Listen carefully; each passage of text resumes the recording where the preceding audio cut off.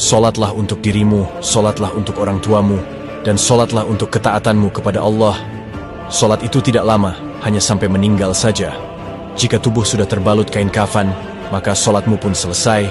Tolong hargai perjuangan Rasulullah yang sudah mondar-mandir meminta keringanan solat kepada Allah untuk umatnya.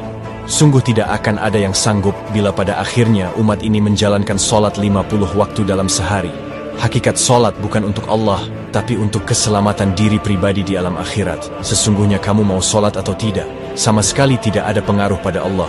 Solat itu adalah bentuk penghambaan makhluk kepada Tuhannya, bahwa sebagai seorang hamba dia wajib bersujud.